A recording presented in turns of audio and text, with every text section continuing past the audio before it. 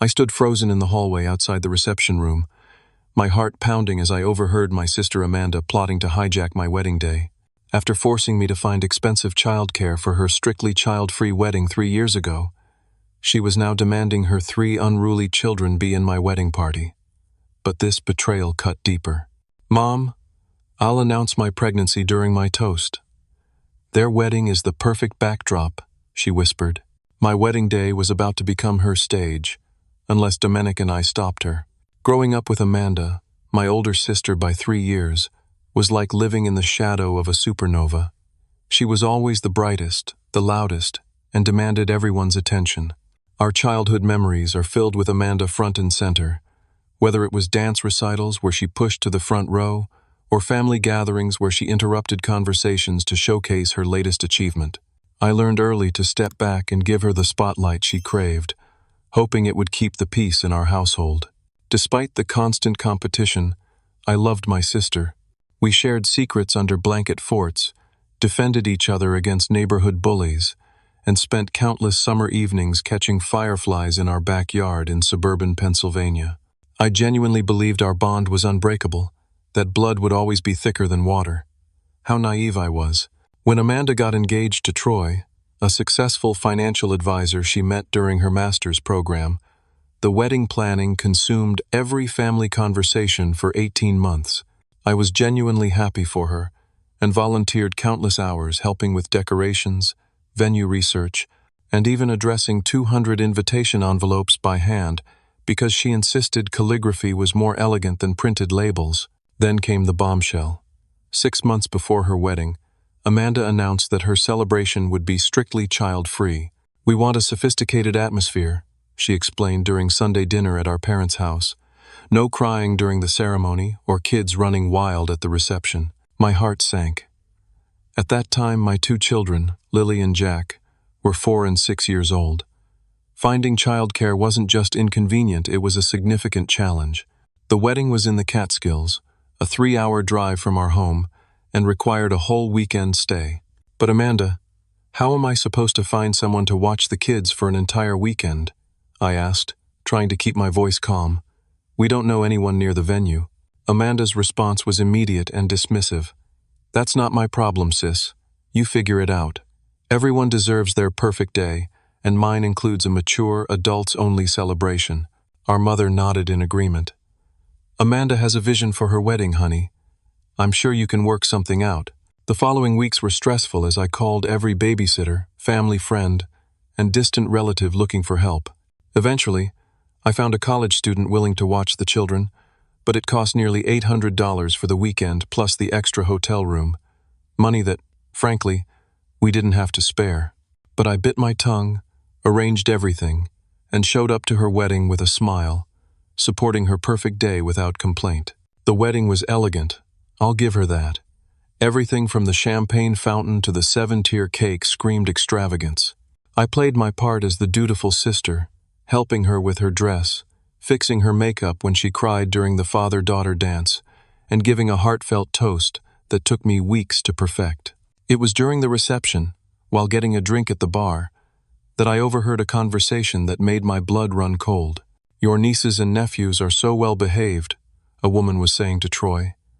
"I thought this was a no-children wedding." Troy laughed casually. "Oh, those are exceptions. They're family, and Amanda adores them. Plus, they're part of our special family photos." I froze, glass in hand. Turning slightly, I spotted them Troy's brothers' 3 children, all under 10, dressed in miniature formal wear and helping themselves to cake at a corner table. The hypocrisy burned, but I said nothing that night. This was her day, I reminded myself. I wouldn't create a scene. 2 weeks later, after they returned from their honeymoon in Bali, I finally brought it up during coffee at her new apartment. "I saw Troy's nieces and nephews at the wedding," I said carefully. "I thought it was strictly no children." Amanda didn't even have the decency to look embarrassed. She waved her hand dismissively, the large diamond on her ring finger catching the light. "They're family, it's different," she said, as if it were the most obvious thing in the world. "Besides, they're well-behaved, not like." "Well, you know how spirited your 2 can be." The implication that my children weren't good enough to attend hung in the air between us. I swallowed the hurt, nodded, and changed the subject. But something shifted that day, a tiny crack in the foundation of our relationship that would only widen with time. Over the next year, I tried to ignore that nagging feeling of betrayal. Family holidays remained cordial, though I noticed I was making most of the effort. Amanda was always too busy with her new life, her successful husband, and their growing social circle to call or visit regularly. Still, I maintained the relationship, believing that siblings should stick together, especially as our parents aged. What I didn't realize then was that Amanda's wedding was just the beginning of a pattern where her needs, her desires, her vision of how things should be always took precedence over everyone else's, especially mine. And I had no idea how much that pattern would test the limits of our relationship in the years to come. 5 years passed. Life settled into a comfortable rhythm for me. Lily and Jack were thriving in school, and I had finally finished my master's degree in education while teaching full-time. The biggest change, however, was meeting Domenic. We connected at a school fundraiser where he was volunteering. His nephew attended the same school as my kids. Domenic owned a successful construction company, specializing in eco-friendly renovations. From our first conversation about sustainable building materials, not exactly romantic, but it sparked something, I was drawn to his quiet confidence and genuine interest in listening rather than dominating conversations. After 6 months of dating, he proposed during a simple picnic at the local botanical gardens. No flash mobs, no elaborate schemes, just an intimate moment between us with his grandmother's restored vintage ring. I said yes immediately, my heart fuller than I thought possible. The children adored him. He spent weekends teaching Jack woodworking and attended every one of Lily's soccer games. He respected their boundaries, never trying to replace their father but becoming a consistent, loving presence in their lives. When we announced our engagement at a family dinner, everyone seemed genuinely happy. Even Amanda offered what appeared to be sincere congratulations, hugging me tightly and admiring the ring. "I'm so happy for you," she said, eyes bright with excitement. "You deserve this." Later that evening, she pulled me aside. "I want to help with everything," she insisted. "Planning my wedding was the most amazing experience, and I want yours to be perfect too."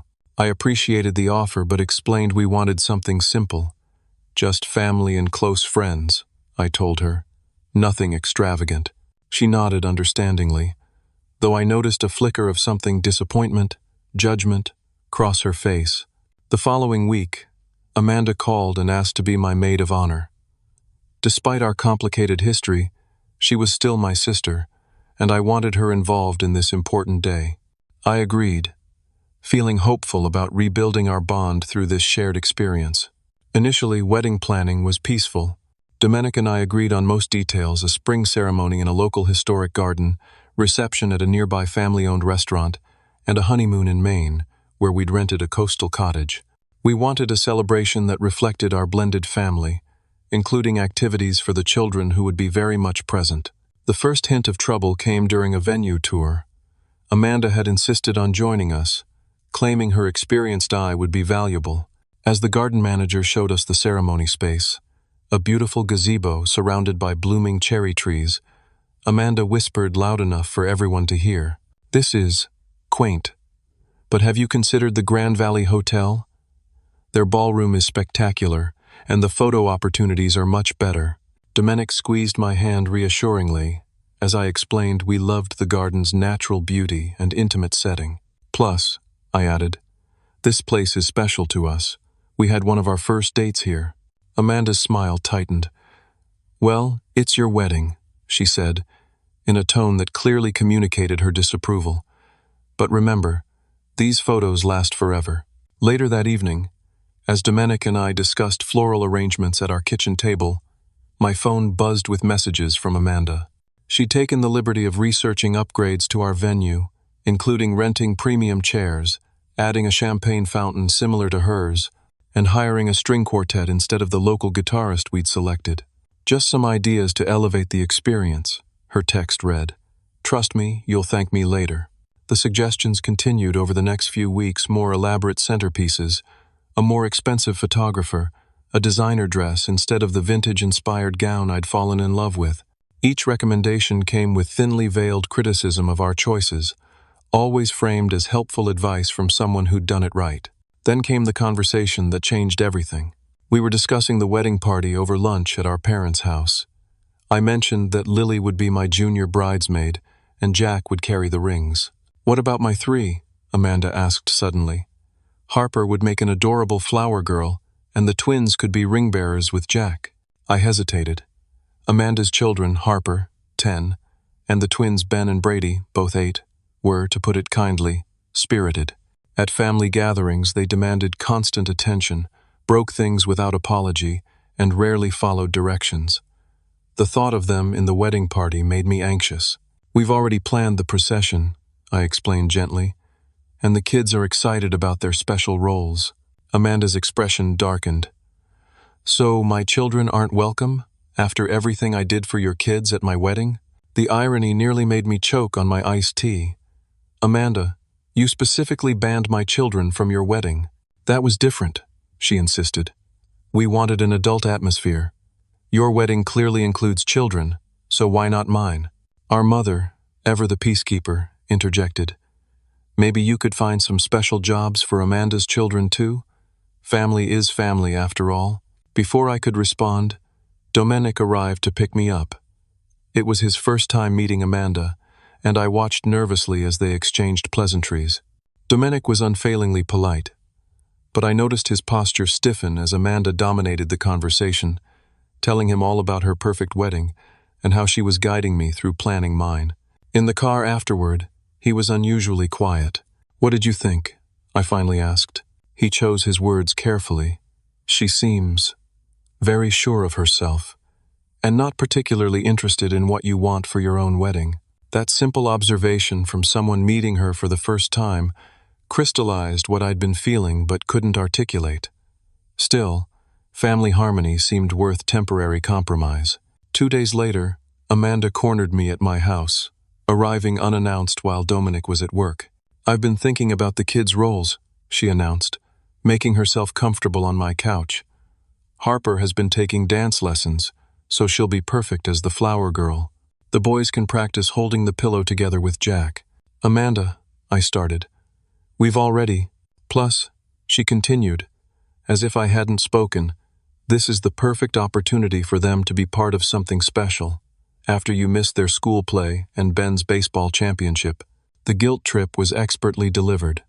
I had missed those events, though not by choice. They'd conflicted with parent-teacher conferences I couldn't reschedule. After an hour of persistent pressure, wearing down my resistance with everything from guilt to tears, I reluctantly agreed. Her 3 children would join the wedding party, with specific roles to be determined. As she left, triumphant, I felt a familiar sensation in the pit of my stomach, the feeling of having once again been steamrolled by Hurricane Amanda. When I told Domenic that evening, his expression was concerned but supportive. "It's your decision," he said carefully. "But I want you to remember something important. This is our day, not hers. You don't have to say yes to everything she demands." His words planted a seed, one that would grow stronger as Amanda's interference increased and my patience diminished. Little did I know this was just the beginning of her campaign to remake our wedding in her image, a campaign that would ultimately force us to take a stand neither of us anticipated. As spring approached and our wedding date loomed 6 months away, Amanda's involvement intensified from occasional suggestions to near-constant interference. She began inviting herself to every vendor meeting, often arriving before us and establishing rapport with the florist, caterer, or decorator. More than once, I arrived to find her deep in conversation, showing photos of her own wedding as inspiration. "I've already discussed some options," she'd inform us proudly. "I know exactly what will work." What followed was usually a presentation of ideas completely contrary to what Domenic and I had discussed. Elaborate where we wanted simple, traditional where we preferred contemporary, expensive where we had budgetary constraints. The dress shopping experience became particularly fraught. I'd researched local boutiques and found a small, woman-owned shop that specialized in vintage-inspired gowns. The owner, Sarah, had created a beautiful collection that aligned perfectly with my vision: romantic silhouettes with modern touches, nothing overly formal or princess-like. Amanda insisted on joining me, along with our mother and my best friend Tara. From the moment we entered the boutique, Amanda took charge. "My sister needs something truly spectacular," she announced to Sarah. Her first thought was something vintage-inspired, but I'm thinking we go more dramatic. Perhaps a ball gown with cathedral train. She needs something that creates a statement. Sarah looked to me questioningly, as Amanda began pulling dresses from the racks, all elaborate designs with beading, sequins, and dramatic features that weren't remotely my style. "Actually," I interjected, "I was hoping to try some of the simpler A-line designs we discussed on the phone." Amanda's laugh was dismissive. "Trust me, those won't flatter your figure. You need structure and drama to look your best in photos." After trying on 3 of her selections, each making me feel uncomfortable and unlike myself, I insisted on seeing the dresses I'd originally wanted. The 4th dress I tried was perfect, a simple silk A-line with delicate lace overlay and cap sleeves. When I looked in the mirror, I felt beautiful, confident, and most importantly, like myself. "This is it," I said, tears forming. "This is my dress." Tara and Sarah both agreed enthusiastically, but Amanda's face told a different story. "It's so plain," she said, eyeing the dress critically. "There's nothing special about it. No wow factor." "I think she looks beautiful," Domenic's sister Jamie countered, having joined us late. "Elegant and timeless." "Well," Amanda sniffed, "I suppose simple might work if that's really what you want. I just thought you'd want to look extraordinary on your big day." Our mother, who had been quiet during most of the appointment, finally spoke up. "Amanda does have experience with these things. Her wedding was featured in that regional bridal magazine. Maybe consider something with a bit more presence." The excitement of finding my perfect dress deflated under their criticism. I ended up putting down a deposit but left feeling uncertain rather than elated. That evening, Domenic found me looking at elaborate gowns online. "What happened to the dress you described? The one you said made you feel perfect?" he asked, sitting beside me. I explained Amanda and my mother's reactions. Maybe they're right. Maybe it is too simple. Domenic closed my laptop gently. "Do you remember what you said when you described that dress to me?" Your whole face lit up. "You said you felt like yourself, but on the best day of your life. That's the dress you should wear, not something your sister thinks will photograph better." His unwavering support reinforced my original choice. The next day, I called Sarah and confidently confirmed the order for my plain but perfect dress. As wedding planning continued, family gatherings became increasingly tense. At Easter dinner, Amanda's children ran wild through my parents' house, knocking over a vase and interrupting conversations to demand attention. When Lily politely asked Ben to stop taking food from her plate, he pushed her chair, nearly causing her to fall. "Kids will be kids." Amanda laughed when Dominic stepped in to check if Lily was okay. "They're just playing." "There's a difference between playing and disrespecting others," Dominic replied calmly. "Lily asked him to stop taking her food, and that should be respected." Amanda's expression hardened. "Are you saying my son is disrespectful?" "I'm saying all children need to learn boundaries," Dominic answered, "including how to respond when someone says no." The tension was palpable, but what concerned me more was the behavior itself. These were the children who would be part of our ceremony in just a few months, expected to follow directions and behave appropriately during one of the most important moments of our lives. The cake tasting should have been one of the more enjoyable planning experiences. We'd found a small bakery known for their delicious but less conventional flavors: lavender honey, orange cardamom, and a chocolate espresso that Domenic particularly loved. Amanda, who had again insisted on joining, wrinkled her nose at each sample. "These are so unusual. What about classic vanilla with raspberry filling? That's what everyone expects in a wedding cake." "We want something that reflects us," I explained. "Neither of us are particularly traditional." After much discussion, we settled on the chocolate espresso cake with vanilla bean buttercream, a compromise that satisfied both our desire for something special while remaining accessible for guests with simpler palates. While Domenic was discussing delivery logistics with the baker, I excused myself to use the restroom. I returned to find Amanda leaning over the counter, pointing at something on the order form. "What's going on?" I asked, approaching the counter. The baker looked confused. "Your sister was just clarifying the final order. She mentioned you had reconsidered and wanted to go with the vanilla raspberry after all." My eyes widened as I looked at Amanda, who smiled innocently. "I know you were concerned about pleasing the guests. Vanilla is always a safe choice." Before I could respond, Domenic returned. Sensing the tension, he asked what was happening. When the baker explained, Domenic's normally calm demeanor shifted. "There seems to be some confusion," he said firmly. "We're ordering the chocolate espresso cake we selected. My fiancé and I are the ones getting married, and that's our final decision." In the car afterward, Amanda's behavior finally crossed a line for Domenic. "What happened in there wasn't okay," he said. "She waited until you were gone to change your choice. That's not helping, that's hijacking." "She means well," I replied automatically, the peacekeeper role so deeply ingrained. "Does she?" he challenged gently. "Because from where I'm standing, she's not supporting your vision for our wedding. She's trying to recreate hers." That evening, Amanda called. Instead of apologizing, she expressed concern about Domenic's controlling attitude at the bakery. "I was just trying to help," she insisted. "He seemed so aggressive. I'm worried about how he treats you when no one's around." The manipulation was so transparent it took my breath away. "Domenic was defending our choice after you tried to change our order behind my back," I replied, my voice shaking slightly with anger. "I was only thinking about what would please the most guests," she countered. "That's what experienced hosts consider. But if you want to make this about me, fine." The next day, calls and texts started arriving from various family members. Aunt Susan wondered why I was creating drama over cake flavors. Cousin Beth suggested I should be more appreciative of Amanda's experience. Even our father called to ask why I was making wedding planning so difficult for everyone. Amanda had effectively mobilized the family against us, positioning herself as the helpful victim and us as difficult and ungrateful. The realization that she would go this far contacting extended family to pressure me was stunning. That night, I had my first panic attack about the wedding. What should have been one of the happiest times of my life was becoming a battlefield, with each decision scrutinized and challenged by the person who should have been supporting me the most. Domenic held me as I cried, his steady presence a counterbalance to the chaos Amanda created. "We need to set boundaries," he said softly. "This isn't about cake or dresses anymore. It's about respect." He was right, of course.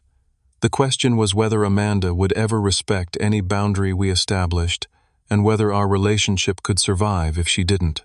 Little did we know that her most audacious move was still to come, one that would force us to make a decision we never thought possible. 2 months before the wedding, we faced another hurdle: planning the rehearsal dinner. Traditionally, the groom's family handles this event, and Domenic's parents had generously offered to host at their favorite local Italian restaurant. Amanda, however, had other ideas. "A restaurant rehearsal dinner is so basic," she declared during a family dinner. "You should let me host it at my house. I've been wanting to show off our new outdoor kitchen and patio. It would be so much more personal." Before Domenic or I could respond, she continued outlining her vision for an elaborate backyard soiree, complete with hired servers, custom cocktails, and a multi-course menu she'd personally oversee. Her enthusiasm might have seemed generous to an outsider, but I recognized the familiar pattern Amanda centering herself in our celebration. "That's very thoughtful," Domenic replied carefully, "but my parents have already made arrangements. The restaurant has special meaning for our family." Amanda's smile faltered slightly. "Well, at least let me contribute something special. Perhaps I could coordinate custom welcome bags for out-of-town guests." We agreed to this smaller involvement, hoping it would satisfy her need to participate without giving her control over an entire event. 2 weeks later, Amanda called with an update on the welcome bags along with an invoice for nearly $2,000. "These are top-quality items," she explained when I gasped at the total. "Local artisanal snacks, custom-printed itineraries, monogrammed water bottles. Nothing but the best for your guests." "Amanda, this is way beyond our budget," I protested. "We agreed on simple welcome notes with some snacks and water." "You can't put a price on first impressions," she replied dismissively. "Besides, I've already ordered everything. The deposits are non-refundable. This financial ambush led to our first major confrontation. When Domenic and I arrived at her house to discuss the situation, her husband Troy quickly made himself scarce, retreating to their home office with a knowing look that suggested this wasn't the first time Amanda had created such a situation. "You committed us to expenses without approval," Domenic stated calmly but firmly. "That's not acceptable. We're working within a budget, which you know." Amanda's eyes narrowed. "I was doing you a favor, elevating your wedding experience. But fine, if you want a bargain basement celebration, that's your choice." "It's not about being cheap," I interjected. "It's about spending our money on what matters to us, not what you think is important." The conversation grew increasingly heated, with Amanda eventually dissolving into tears, claiming we didn't appreciate her efforts and experience. We left with the situation unresolved, the welcome bags becoming yet another battleground in the increasingly tense wedding planning process. A week later, we scheduled a wedding venue walkthrough with key family members and the bridal party. The garden looked beautiful, with early spring blooms beginning to appear exactly as we'd hoped for our May ceremony. Amanda arrived with her 3 children in tow, despite my specific request that this be an adults-only meeting where we would discuss logistics and timing. "Sitter canceled last minute," she explained breezily, though the knowing smirk on Harper's face suggested otherwise. What should have been a productive hour-long walkthrough turned into a stressful 2-hour ordeal. The twins raced through carefully maintained flower beds, ignoring repeated requests to stay on paths. Harper complained loudly about being bored, demanding her mother's phone, and interrupting the venue coordinator's important instructions. The breaking point came when Ben and Brady discovered the garden's small ornamental pond. Despite clear signs prohibiting touching the water feature, they began throwing pebbles at the koi fish, disturbing both the fish and the serenity of the garden. When the venue coordinator politely but firmly asked them to stop, Amanda became defensive. "They're just being boys," she said dismissively. "Fish aren't bothered by a few pebbles." Domenic, seeing the coordinator's distress and the potential damage to our relationship with the venue, stepped in. "Ben, Brady, that behavior isn't acceptable," he said firmly. "Those fish could be hurt, and we need to respect the rules of this beautiful place." Amanda's face flushed with anger. "Don't discipline my children," she snapped. "You're not their father." "No," Domenic replied evenly. "But this is our wedding venue, and we're responsible for anyone we bring here. The boys need to follow the rules or leave the pond area." Her children's behavior and Amanda's defensive response confirmed our growing concerns about including them in the wedding party. How could we trust them to follow directions during the ceremony when they couldn't even behave during a simple walkthrough? That evening, we gathered at my parents' house for dinner. The tension from the walkthrough lingered, with Amanda pointedly ignoring Domenic and speaking to me only when necessary. Her children continued their rambunctious behavior, running through the house and interrupting conversations, while Amanda scrolled through her phone, barely glancing up to supervise them. Midway through dinner, Amanda suddenly brightened, setting down her phone with a dramatic flourish. "I have some exciting news," she announced, commanding everyone's attention. "I've been planning a special surprise for the wedding reception." My fork froze halfway to my mouth. "What kind of surprise?"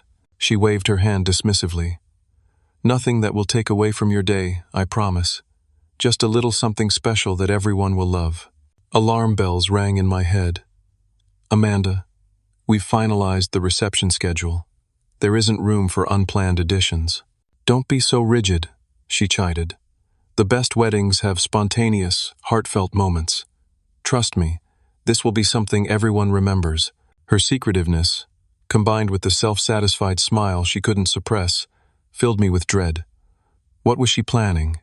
A surprise performance? A slideshow? With Amanda, the possibilities were endless and equally concerning. When pressed for details, she became evasive. "If I tell you, it won't be a surprise. Just trust that it's coming from a place of love." The conversation moved on, but my anxiety remained. After dinner, I tried again to extract information, but Amanda deflected each question with practiced skill. As we were leaving, my mother pulled me aside. "Try not to worry about whatever Amanda's planning," she advised. You know how she loves making things special. Just go with it. But going with it had been my approach to Amanda's behavior for years, and look where that had gotten us. Besides, this was our wedding, not a family dinner she could hijack with an impromptu announcement or performance. Over the following week, more concerning information surfaced. My bridesmaid, Tara, called, confused about conflicting instructions. Amanda texted all the bridesmaids, she explained. She said we should wear pearl earrings instead of the silver ones you selected. Something about them photographing better with the lighting. I hadn't approved this change. When confronted, Amanda claimed she was coordinating details to help me, insisting the pearl earrings would look more cohesive in photos. Then came the seating chart drama. During what should have been a straightforward meeting to finalize table assignments, Amanda lobbied aggressively for changes that would place her family in more prominent positions. Troy's parents should be at the front table with Mom and Dad, she insisted, and our table should be closer to the head table. We're immediate family, after all. What she failed to mention was that these changes would displace Dominic's elderly grandmother from her carefully selected seat near the restrooms and move his sister and her husband to a back table despite their roles in the plastid. Ceremony. The current arrangement is thoughtfully planned, Dominic explained patiently. We've considered mobility issues, relationships, and making sure everyone feels valued. Amanda's response was immediate and cutting. Well, it doesn't feel like you value your sister very much, putting us in the corner like afterthoughts. The final straw came during the ceremony decoration review. We'd chosen simple, elegant arrangements for the garden gazebo natural greenery, with white roses that complemented the spring blooms, without competing with the garden's natural beauty. Amanda had brought sample materials just to consider elaborate crystal garlands, large satin bows, and artificial flower arrangements that clashed horribly with our vision and the garden setting. While Dominic and I were speaking with the florist, Amanda's twins began playing with the sample decorations. In their roughhousing, they knocked over and broke several glass votives we'd selected for the aisle. When Dominic asked them to be more careful, explaining these were important items for our wedding, Amanda immediately became defensive. They're bored, she declared. This whole meeting is taking too long. If you had just agreed to my suggestions from the beginning, we'd be done by now. Driving home afterward, Dominic finally voiced what we'd both been thinking. I'm concerned about having her children in the wedding party, he said carefully. Based on their behavior and Amanda's unwillingness to set boundaries, I'm worried they'll disrupt the ceremony. The same thought had been growing in my mind, but hearing him say it aloud made the concern real and unavoidable. Her children were unpredictable and often poorly behaved, and Amanda enabled rather than addressed their disruptive actions. I don't know how to address it without causing a major family rift, I admitted. A temporary family tension is better than looking back on our wedding day with regret, Dominic replied. This day happens once. We should protect it. That night, lying awake long after Dominic had fallen asleep, I wrestled with the decision. Limiting Amanda's children's roles would undoubtedly create conflict, potentially lasting damage to our relationship. Yet allowing the current situation to continue felt like surrendering our wedding to chaos and Amanda's controlling influence. What I didn't realize was that Amanda's special surprise would soon force our hand, making this dilemma pale in comparison to the choice we would ultimately face. 3 weeks before the wedding, my mother organized a final planning meeting at my parents' house. With most details finalized, this was meant to be a straightforward review of the timeline, confirming everyone understood their responsibilities for the big day. I arrived early, hoping to set up my planning binder and checklist before everyone else arrived. As I approached the front door, I heard Amanda's voice drifting from the kitchen window, which was cracked open despite the cool spring air. Mom, this is going to be perfect. I'll give my maid of honor toast, and then I'll motion for Troy to bring the kids up with their special t-shirts. When everyone sees Big Brother and Big Sisters written on them, they'll go crazy. My blood ran cold as I froze on the front step, keys in hand. Are you sure that's appropriate, dear? My mother's voice replied, her tone concerned but not condemning. It is their wedding day. The focus should be on them. Amanda's dismissive laugh carried clearly through the window. Family celebrations should include all family joy.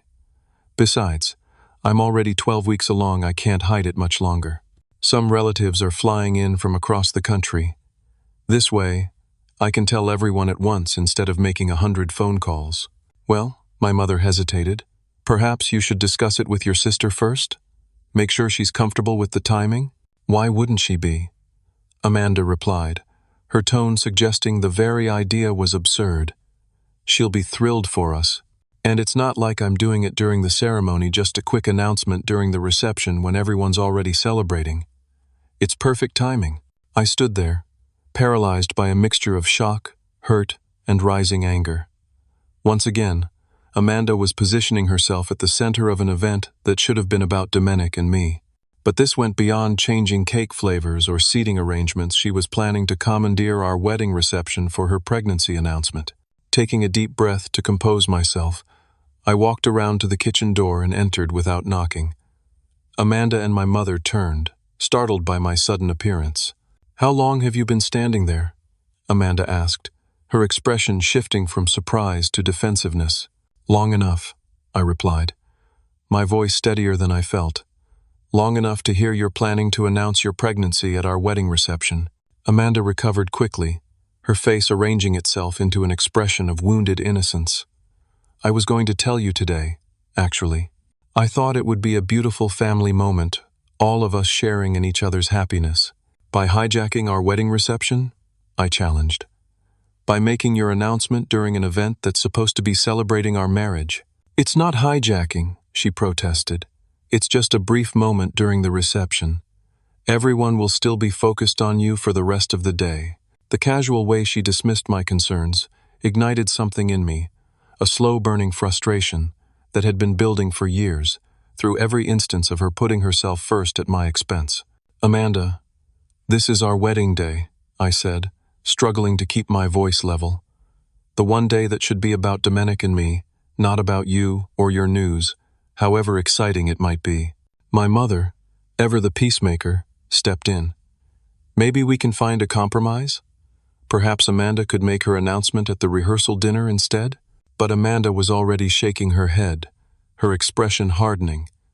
"The rehearsal dinner won't have all the extended family there. Besides, I've already ordered the shirts for the kids and planned how I'll incorporate it into my toast." "So, you made this decision without even considering asking us first?" I asked, incredulous. "Why would I need permission to share my joy with our family?" She countered, her tone becoming defensive and slightly condescending. "You're being selfish. Family should share in all our joy together. Would you really deny me this moment because you can't stand sharing the spotlight for 5 minutes?" The accusation hit me like a physical blow. After years of stepping back to let Amanda shine, after accommodating her demands about our wedding while she had explicitly excluded my children from hers, she was calling me selfish for wanting my wedding day to remain about my marriage. "This isn't about sharing the spotlight," I replied, my voice trembling slightly with suppressed emotion. "This is about basic respect for boundaries and appropriate timing. There will be dozens of family gatherings in the coming months where you can make your announcement." Amanda's eyes narrowed. "I think you're jealous," she said coldly. "You've always been jealous of my life, my success, my perfect family. You can't stand the thought of me having another reason to be celebrated." The unfairness of this accusation left me momentarily speechless. I'd spent our entire relationship celebrating her achievements, supporting her choices, accommodating her needs, often at significant personal cost. "That's enough, Amanda," my mother finally interjected, seemingly recognizing that the conversation had veered into dangerous territory. But Amanda wasn't finished. "No, it's not enough. She needs to hear this. You've always been so wrapped up in your victim mentality, acting like everything I do is some personal attack on you. Maybe if you weren't so insecure, you wouldn't see my happiness as a threat to yours." Tears pricked at my eyes, but I refused to let them fall. This wasn't about insecurity or jealousy, it was about respect. Something Amanda had rarely shown me, especially when it conflicted with her desires. "I'm calling Domenic," I said, pulling out my phone. "He should be part of this conversation."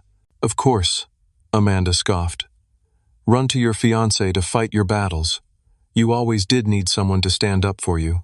Ignoring her barb, I stepped into the living room and called Domenic, briefly explaining the situation through a tight throat. He immediately said he was on his way, his voice calm but resolute. While waiting for him to arrive, the atmosphere in the kitchen was frigid. Amanda busied herself with her phone, occasionally making pointed sighs or muttering under her breath about dramatic overreactions. My mother fluttered nervously between us, attempting to smooth things over with offers of tea and awkward small talk neither of us engaged with. When Domenic arrived 20 minutes later, his steady presence was like a life raft in stormy seas. He greeted everyone politely but came directly to my side, his hand finding mine in silent support. "I understand there's some disagreement about an announcement during our reception," he said, his tone measured but firm. Amanda immediately launched into her justification, positioning her plan as a beautiful family moment that I was selfishly opposing. As she spoke, I watched Domenic's expression remain neutral, though I could feel his hand tighten slightly around mine at certain points. When she finished, he nodded thoughtfully. "I appreciate you wanting to share your news with family," he said. "That's understandable. But I have to agree with my fiancé that our wedding day isn't the appropriate time. We'd be happy to help you plan a separate gathering for your announcement, even help with the costs if that's helpful." Amanda's face flushed with anger. "So you're both against me? After everything I've done to help with this wedding, this is the thanks I get?" "This isn't about being against you," Domenic replied calmly. "It's about respecting that certain moments have specific purposes. Our wedding day is about celebrating our commitment to each other." "Family celebrations include all family joy," Amanda repeated, as if this mantra justified her intentions. "You're being selfish and exclusionary." "I think we need to take some time to cool off," I suggested, recognizing that the conversation was becoming increasingly heated without progress. "Fine," Amanda snapped, gathering her purse. "But this discussion isn't over, and Mom agrees with me. Don't you, Mom?" Put on the spot, my mother looked uncomfortable. "I think everyone has valid feelings here," she hedged. "Maybe with some time, we can find a solution that works for everyone." As Amanda stormed out, the slam of the front door seemed to punctuate the end of something, though whether it was just the conversation or something more fundamental in our relationship remained to be seen. In the car ride home, Domenic and I sat in silence for several minutes, processing what had happened. "I can't believe she was planning this," I finally said, my voice small in the enclosed space, "and that she sees nothing wrong with it." Domenic reached over to take my hand. "Her behavior goes beyond inappropriate," he said gently. "This is about control and centering herself, not about sharing family joy." "What do we do?" I asked, feeling suddenly exhausted. "She's not going to back down. I know my sister once she has an idea in her head, especially one that puts her at the center of attention. She's like a dog with a bone." "We have decisions to make," Domenic replied carefully. "Hard ones, about what role we want Amanda to play in our wedding, and what boundaries we need to establish going forward." The weight of those decisions pressed heavily on me as we drove home. I loved my sister despite her flaws, despite her self-centeredness. The thought of major conflict with her, of potential lasting damage to our relationship, made my heart ache. But the alternative, allowing her to continue steamrolling over our wishes, even on our wedding day, had become equally unthinkable. As we pulled into our driveway, Domenic turned to me, his expression serious but loving. "Whatever we decide, we'll face it together. This is about us building our life on our terms, not anyone else's." In that moment, looking at the man who consistently supported me, who recognized my worth when others dismissed it, I felt a resolve crystallizing. Perhaps it was time to stop accommodating Amanda's demands at the expense of my own needs, to finally stand up not just for myself, but for the partnership and family Domenic and I were creating together. The conversation with Amanda had ended, but the real conflict was just beginning. And for the first time, I was prepared to fight for what mattered, even if it meant making painful choices about the role my sister would play in our celebration and in our lives moving forward. The days following our confrontation with Amanda were tense, but strangely clarifying. While I'd hoped she might reflect and reconsider, her response was quite the opposite.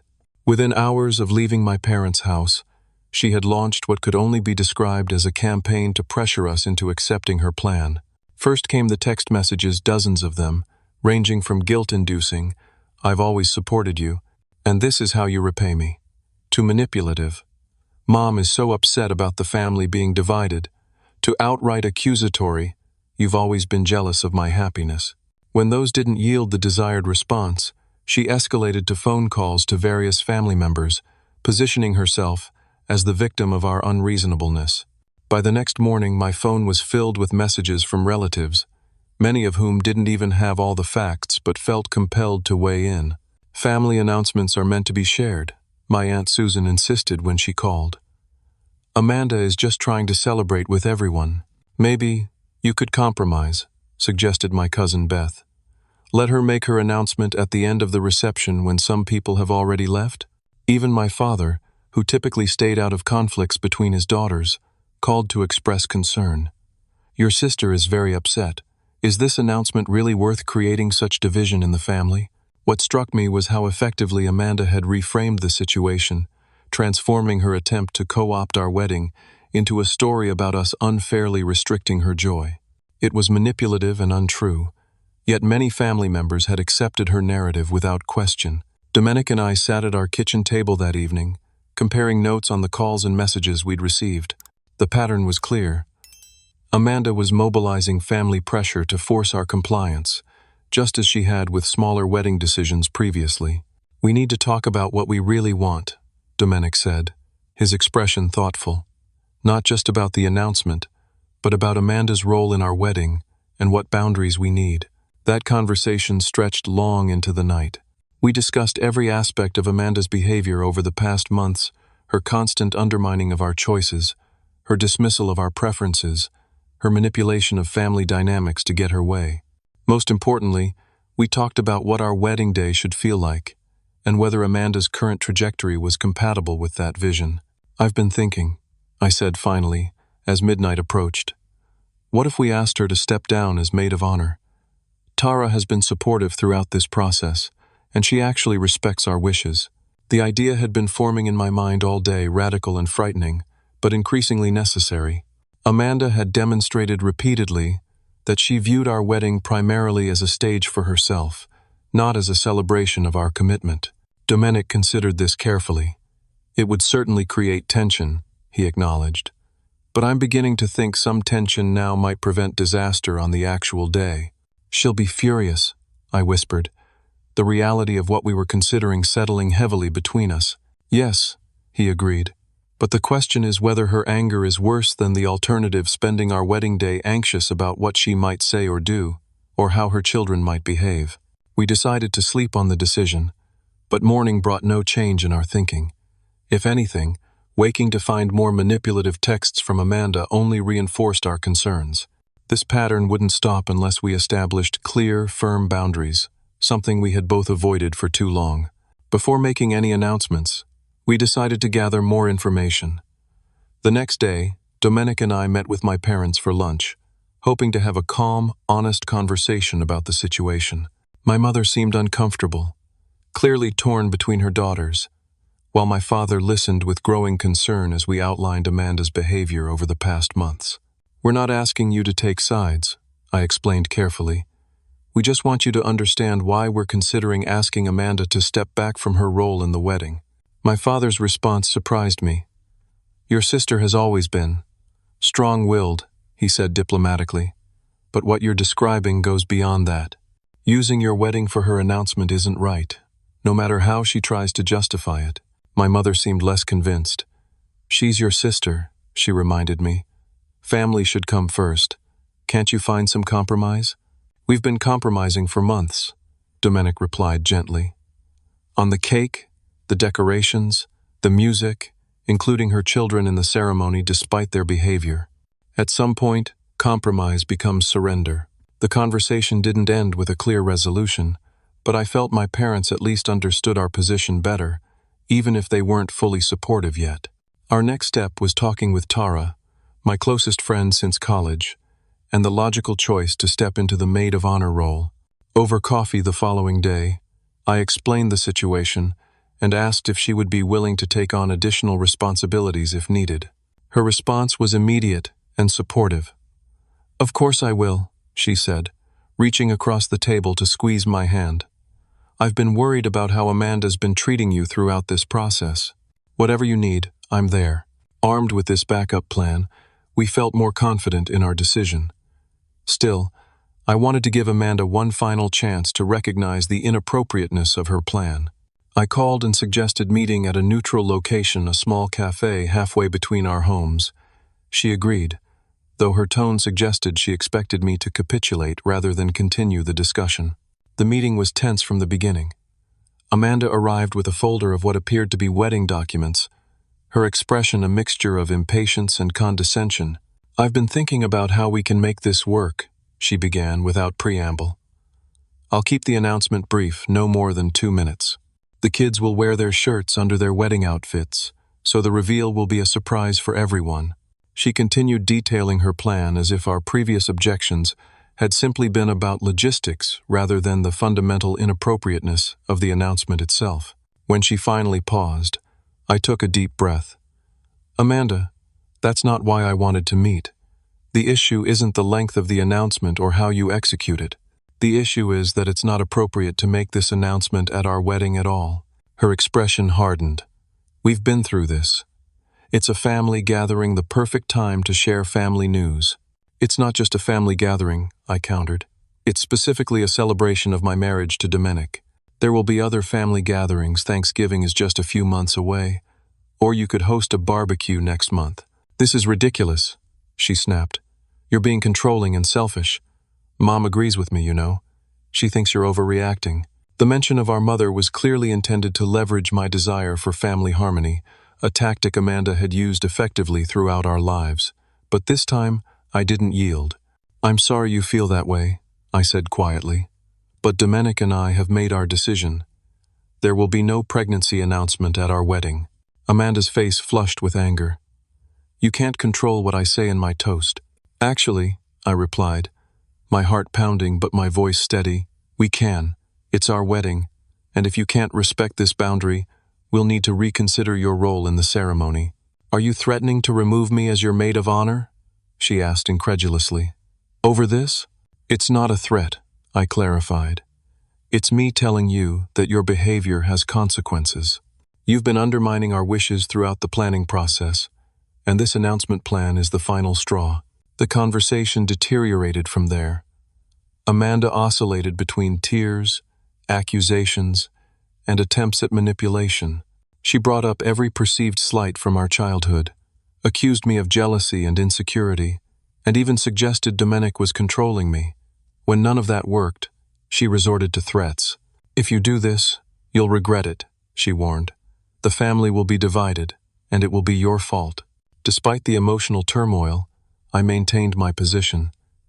As she gathered her things to leave, I made one final attempt at reconciliation. "Amanda, I love you. You're my sister. But this isn't about not wanting you to share your joy. It's about appropriate timing and respect for our special day. Please try to understand that." Her response was cold. "I understand perfectly. You've made your choice." After she left, I sat alone at the table for nearly 30 minutes, processing what had happened and what would likely come next. When I finally called Domenic to update him, his supportive response reinforced that we were making the right decision, however painful. That evening, we learned that Amanda had wasted no time in spreading her version of events. My phone filled with messages from family members, some expressing concern, others outright condemning our cruelty in excluding Amanda from our celebration. What Amanda hadn't expected, however, was that some family members would contact us directly to get our side of the story. My cousin Rachel, always perceptive, called with suspicions about Amanda's narrative. "She's saying you're banning her from the wedding because you're jealous of her pregnancy," Rachel explained. "But that doesn't sound like you at all. What's really happening?" Given the opportunity to explain, many family members began to understand our position. Some even shared their own stories of Amanda's self-centered behavior at other important events, patterns we hadn't been aware of but which confirmed our concerns. The following day, after discussing it once more, Domenic and I made our final decision. I called Amanda and officially asked her to step down as maid of honor, explaining that her continued insistence on making her announcement at our wedding demonstrated a fundamental lack of respect for our wishes. Her response was explosive. She accused us of attempting to erase her from the celebration, called us controlling and selfish, and insisted she would still attend the wedding and tell the real story to anyone who would listen. "If that's your plan," I said finally, my voice shaking but determined, "then maybe it's better if you don't attend at all." There was a moment of stunned silence on the line. "Are you uninviting me from your wedding?" she asked, her voice a mixture of shock and indignation. "I'm saying that if you can't respect our wishes for our day, if you're planning to create conflict or make announcements against our explicit requests, then yes, it would be better if you didn't come." The conversation ended with her hanging up, but the repercussions continued for days. The family divided somewhat predictably. Those who had experienced Amanda's self-centeredness firsthand understood our position, while others, particularly the older generation who had always indulged her, expressed shock and dismay at our decision. My mother called in tears, begging us to reconsider. My father, though more understanding, expressed concern about long-term family harmony. Extended family members took sides, some canceling their RSVPs in solidarity with Amanda. Through it all, Domenic remained my rock, reminding me that healthy boundaries, while painful to establish, were necessary for our future happiness. Tara stepped smoothly into the maid of honor role, handling last-minute details with grace and genuine support. As our wedding week approached, we learned from multiple sources that Amanda was still planning to attend despite being uninvited. She had apparently told several family members that she would make things right at the wedding, a vague but concerning statement given her previous behavior. We were forced to take the unprecedented step of alerting our venue coordinator and hiring additional security, providing them with Amanda's photo and instructions to politely but firmly prevent her entry if she attempted to attend. The pain of these precautions was immense. Never had I imagined my wedding preparations would include security measures against my own sister. Yet as the day approached, the rightness of our decision became increasingly clear. For the first time in months, I felt excitement rather than dread when thinking about our wedding, no longer anxious about what Amanda might say or do to center herself in our celebration. The stage was set for either a peaceful, joyful wedding day or a confrontation none of us wanted, but for which we were now prepared. All that remained was to see which version of events would unfold. Our wedding day dawned with clear skies and gentle spring sunshine, perfect weather for our garden ceremony. Despite the peace of the morning as I prepared with my bridesmaids, a knot of anxiety tightened in my stomach. Would Amanda respect our decision, or would she create the scene many of us feared? Tara, ever perceptive, noticed my distraction as she helped arrange my veil. "Try not to worry about her today," she said gently. "Everything is handled. This day is about you and Domenic, no one else." She was right, of course. We had taken every reasonable precaution. The venue coordinator had been thoroughly briefed, security was in place, and trusted friends had been asked to intervene if necessary. There was nothing more to do but focus on the joyful commitment we were about to make. The pre-ceremony preparations proceeded smoothly. My father arrived to escort me, visibly emotional at seeing me in my wedding dress. Even my mother, who had been torn between her daughters, seemed to set aside her concerns for the day, helping with last-minute details and sharing quiet, supportive moments as we prepared. It wasn't until 30 minutes before the ceremony that we received the news Amanda had arrived with her husband and children, all dressed for the wedding, demanding entry at the garden gate. My heart sank as the venue coordinator delivered this update, her expression sympathetic but firm. "Security is handling it discreetly," she assured me, "but I thought you should know." Domenic, who had come to check on final arrangements, overheard the conversation. "I'll handle this," he said quietly. "You stay here and finish getting ready." Before I could protest, he was gone, striding purposefully toward the garden entrance. Part of me wanted to follow, to hear what would be said, but Tara gently guided me back to the bridal suite. "Let him handle it," she advised. "That's what partnerships are, for sharing the burdens." 20 minutes passed in tense silence, the joy of the morning temporarily overshadowed by worry. When Domenic finally returned, his expression was composed but determined. "It's taken care of," he said simply. "Amanda and her family have left. The ceremony can proceed as planned." Relief washed over me, followed immediately by curiosity. "What happened? What did you say to her?" Domenic took my hands in his. I told her the truth, that our wedding day is about celebrating our commitment to each other, not a platform for anyone else's announcements.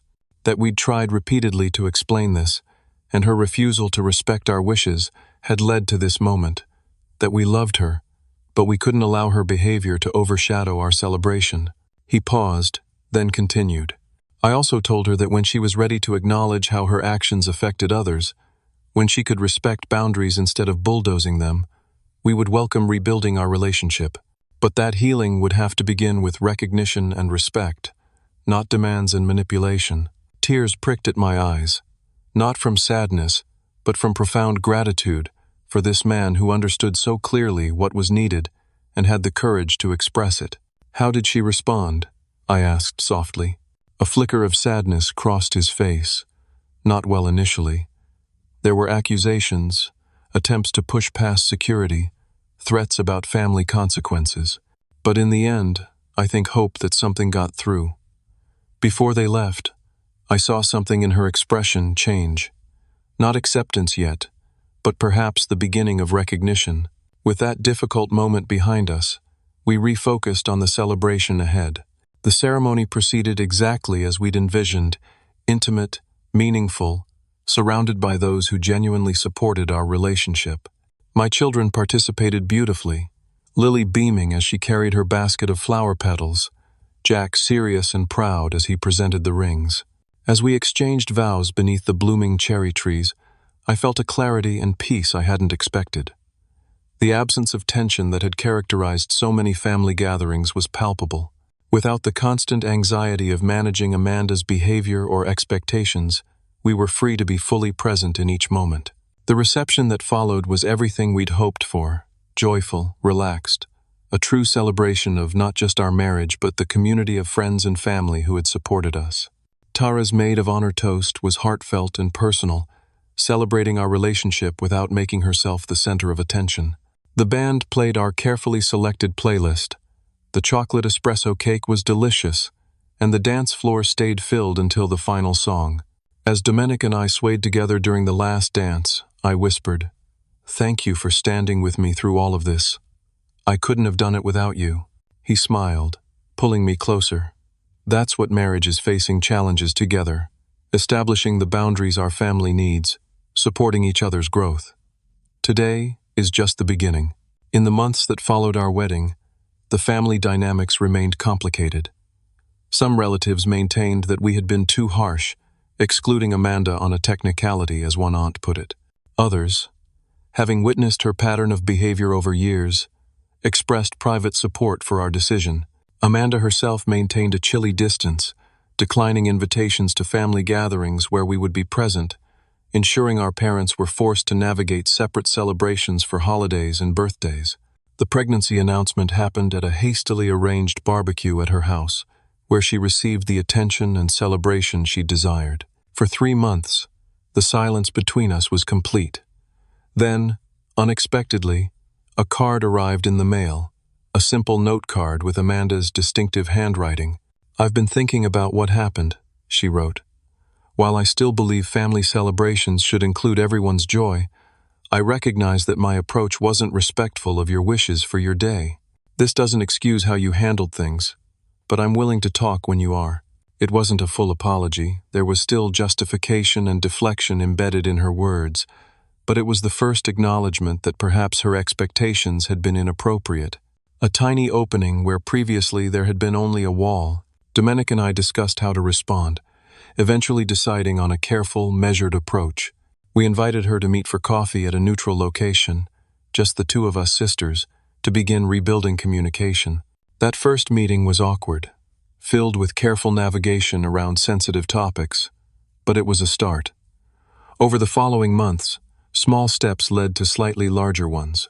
Amanda would never be someone who easily recognized how her actions affected others, but with clear, consistent boundaries, we found a new way to relate, one based not on her expectations or demands, but on mutual respect. The true test came 6 months after our wedding, at Thanksgiving dinner. For the first time since the wedding, our entire immediate family gathered together. The tension was palpable as Amanda and I found ourselves helping in the kitchen, awkwardly moving around each other as we prepared different dishes. "Your green bean casserole always turns out better than mine," she commented, a small but significant olive branch. "I add crispy onions inside the mixture, not just on top," I replied, accepting the peace offering. "I can show you if you want." A moment of genuine connection followed, brief, still fragile, but real. Later, as we all sat around the table, I caught Domenic's eye as Amanda managed to share news about her pregnancy without dominating the entire conversation, actually asking Lily and Jack about their school activities afterward. Progress was slow, the relationship forever changed but not destroyed. Our boundaries hadn't ruined the family. As so many had feared, they had simply reshaped it into something healthier, more respectful, with space for everyone to be seen and valued. The greatest lesson I learned through this painful experience was that setting boundaries isn't selfish, it's necessary for authentic relationships. For years, I had confused accommodation with love, believing that constantly yielding to Amanda's demands was how sisters should behave. What I discovered was that true family bonds aren't built on one person always getting their way, but on mutual respect and consideration. Domenic and I built our marriage on that foundation: clear communication, respected boundaries, and genuine support. The painful decision to uninvite my sister from our wedding, while extreme, established from the beginning that our relationship and family would operate by different rules than I had grown up with. Rules that valued everyone's needs, not just the loudest or most demanding voice.